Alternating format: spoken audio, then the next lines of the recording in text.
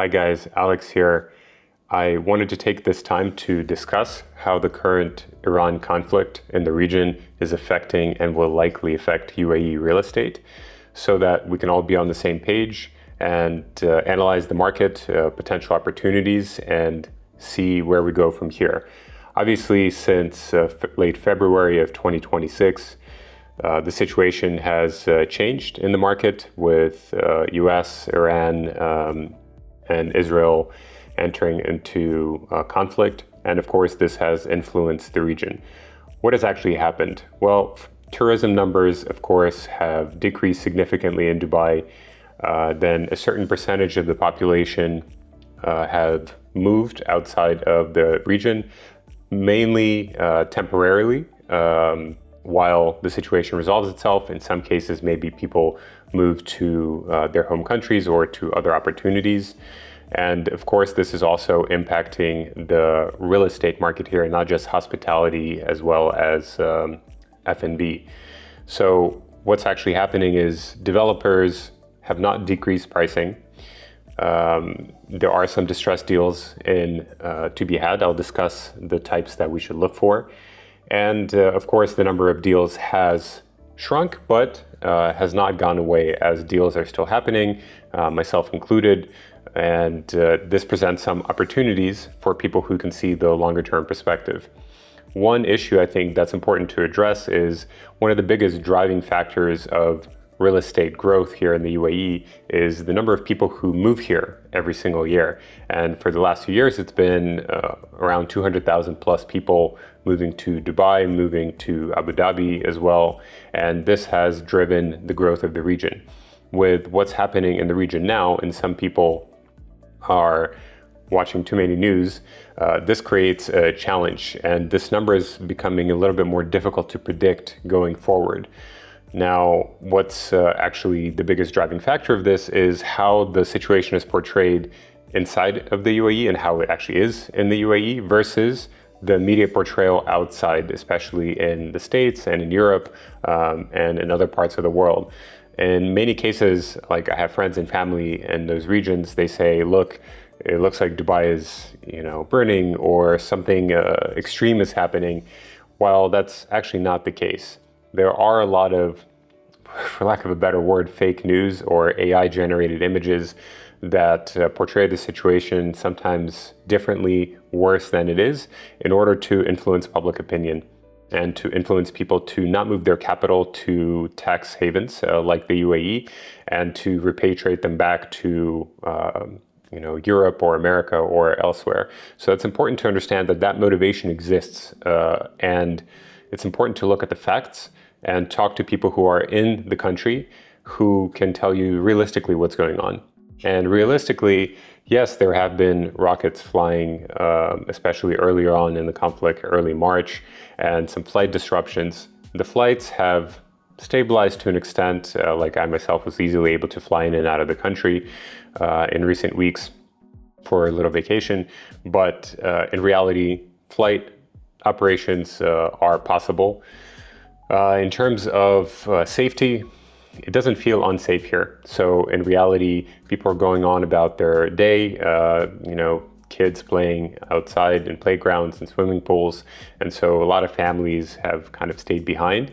What has died down is the party atmosphere, the yachts, the beach clubs, etc. That part has been toned down. So that's where we are. But what remains after this? It's the same fundamentals as before, the same visionary leadership in the country that will protect everyone here and that will continue investing time, effort, and other resources to make sure that the region continues to develop and to grow. And so investors who see the long-term potential of the region, these are the ones who are still continuing to invest into the region and who will likely see the highest returns. So I want to break down the segments, the way that I see what's happening in the market now. There are 3 of them, and we'll be able to tell, at least you'll have a clearer picture of what's going on in the region and where to look for opportunities. So let's dive right in. The first one is going to be off-plan. And off-plan, realistically, the prices in most cases are not changing, but what is becoming clear is there are many cancellations that are coming up in-demand projects. In some cases, for instance, I was able to get a client sea view units in Ellington's project Mariva a month and a half after launch, which doesn't tend to happen. There are cancellations in projects like in Hudaryat Villas. And so there are some high quality projects that maybe you weren't able to get into because they were sold out. You took too long maybe to think about it. It's possible to get into those now. So that's one thing. Two is we have a little bit more negotiating power with developers now. Because the demand has died down, they're more willing to make some concessions. Generally, these concessions are going to be on the payment plan structure. So whereas before something was 60-40 or 70-30, now it might be possible to get it to 50-50 or 40-60. Like Aldar and beyond, some of the main developers in the region have modified their payment plans almost across the board. In some cases, there are land department waivers from 2 to 4%. And depending on the developer, there could be some discounts to pricing, but for high quality projects, really, I wouldn't expect it. And so this segment is for investors who understand that if we're 10 years from now, the region is going to continue to develop.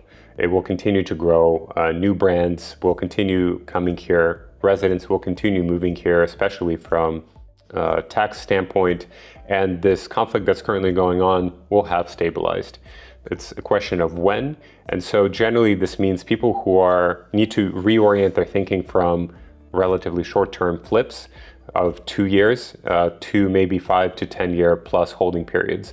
So it's welcoming in maybe a bit more of a mature audience of investors with longer holding power and who can hold on to things through handover and maybe wait this period out, but come into good projects with favorable conditions right now. So that's one segment. Second segment is off-plan but resale. So what happens is someone went into a project a year or 2 years ago, and of course it's been sold out for a long time. The prices have increased by 10 to 30+% in the last 1 to 2 years. And if those people want to exit now, they'll likely be doing it closer to original price or original price plus some markup, but still within 20+% less than market. And so this presents another opportunity for coming in. And these are projects like maybe Asora Bay or Nobu in Saadiyat. So still can be high-end projects, but at prices from 1 to 2 years ago. And not only are you able to get into a project that's been sold out, but also get in at the same price that doesn't exist anymore on the market. There is a nuance here. The nuance is because this is a resale, we're effectively going in and we're taking over another investor's payment plan. That's how resale works. And so this means depending on where they are in their payment progression, we would need to be putting in between 30 and 50+% of the sum upfront. So this type of investment, you can have maybe bigger discounts, but also means you need to have much higher cash flow and to be able to also hold it for a slightly longer period of time than 1 to 2 years. So we have off-plan, the standard method, and then we have off-plan resale. And then third, we have the secondary market. The secondary market, while it might sound like that's what actually would be the focus right now, actually not the case. Most of the deals on the market are still off plan. Most people are still preferring payment plans and can see the longer term perspective. And the secondary market is mainly for the inner market within the UAE right now. For people who live here, who want to improve where they live, they have family, or they know that they're going to be here for a while, or maybe moving here in a couple years, irrespective of what's going on in the region.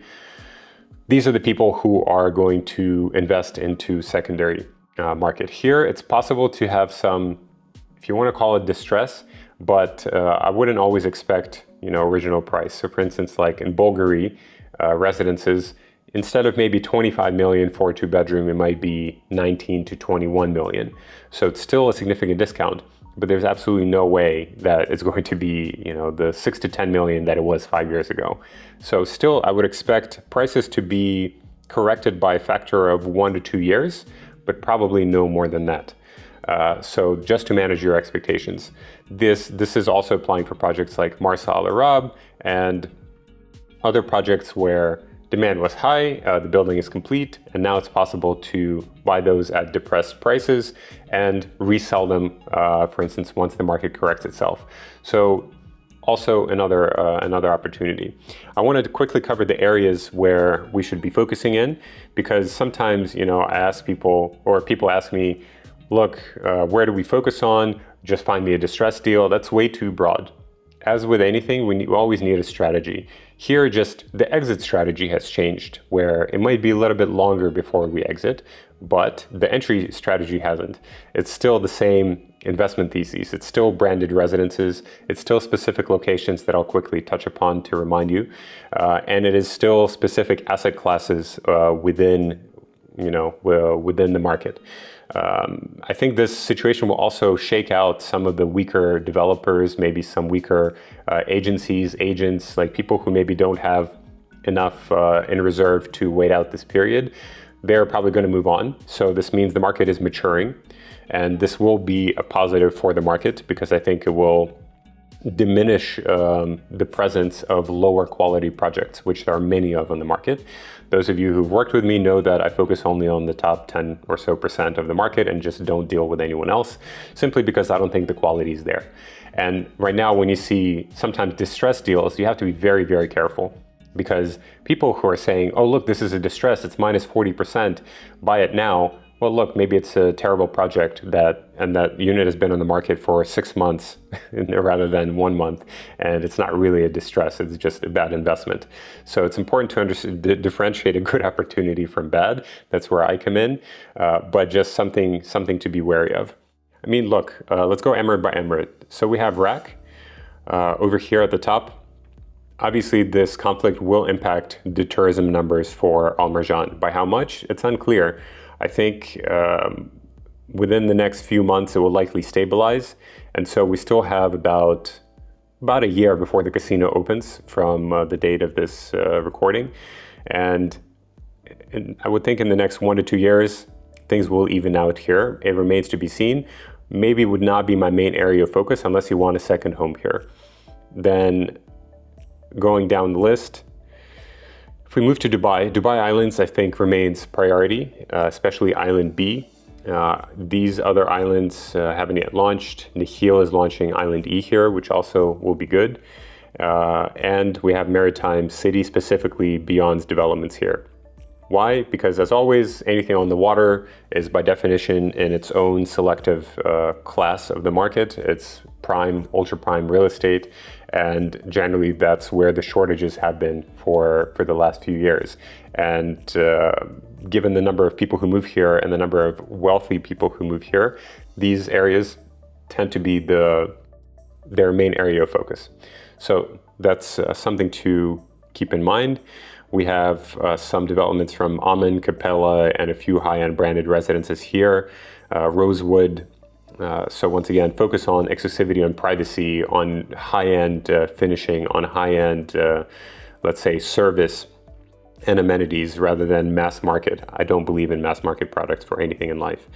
Then moving down the coastline, the Palm to an extent, like Paso from Beyond and a few other developments here. And we have Palm Jebel Ali, which there are some land plots available that if we hold it for even 5-10 years, probably 50% plus appreciation in that time. Then in terms of Dubai, that's probably it, except for like luxury commercial real estate, which there's still only like 3 or 4 buildings in the city. So projects like Lumena from Omniat, as well as villas. So potentially villas on resale in acres from Miras, Nad Al Shiba Gardens, maybe a few others. Then we have the coastline. We have Bain here from Aura, and we have Al Jurf from Ohana. Maybe I wouldn't recommend Imkan as much. It's just not my favorite style. I think Ohana is building a higher quality product here. And then moving to Abu Dhabi, we have, of course, Saadiyat, especially the cultural district, Four Seasons. We have Hudariyat, villas and residences here. And those would probably be the main ones I would focus on. I know there are developments here, but anything next to an airport to me is not a good investment, to be honest. there will be other developments of other islands for us to watch. Our ream is a bit all over the place. It will be in construction for the next 10, 15 years, and it's generally lower quality projects. So I wouldn't focus on that one as much. And right now, more than ever, it's important to minimize the risk. And we do that by buying higher end units, with higher end services that are more exclusive, more private, offer more privacy, etc. So at least from a location standpoint, a quick refresher for you guys. Obviously, the situation is challenging. It's affecting everyone from hospitality to real estate to anything else. But all of my investors were holding on to the units that we have. We're waiting this out because the fundamentals remain the same. This conflict will eventually end, and it will. The market has plenty of room to expand. It's still a fraction of the price of what units are in Singapore or Hong Kong or London or New York in price per square foot. So plenty of room for appreciation. Let's wait to see how this plays out. But hopefully, as I've discussed right now, there's still opportunities in the market for us to consider. So having said all that, thank you guys for watching and bearing with me. Hopefully this gives you a little bit more clarity on what's going on in the region, perhaps an outlook on where we can focus in order to continue making intelligent investments. And if this resonates for you, please feel free to reach out through the link below the video. I'll be happy to discuss. In any market, there are opportunities to make money. It's in some cases, you just have to be more decisive. By the way, in terms of decisiveness, quick decisions are still relevant here because good units in these cancellation projects or actually good distresses, they disappear in 20, 30 minutes, sometimes less. So if you think that just because the market has slowed down and a good opportunity comes in, you can have a few days to think about it, absolutely not the case. So the strategy for investment here more or less remains the same. The exit parameters are perhaps changing, and that's okay. Hopefully this will lead to a better, higher quality product throughout the region with stronger players, both from the investor side as well as from the developer side. And I'm happy and I feel fortunate to be here during this transition, guiding my clients through it and having the opportunity to still close deals. So thank you guys for watching, for following along. Always appreciate your subscriptions, your comments. I appreciate it again. My name is Alex. I'll see you next time.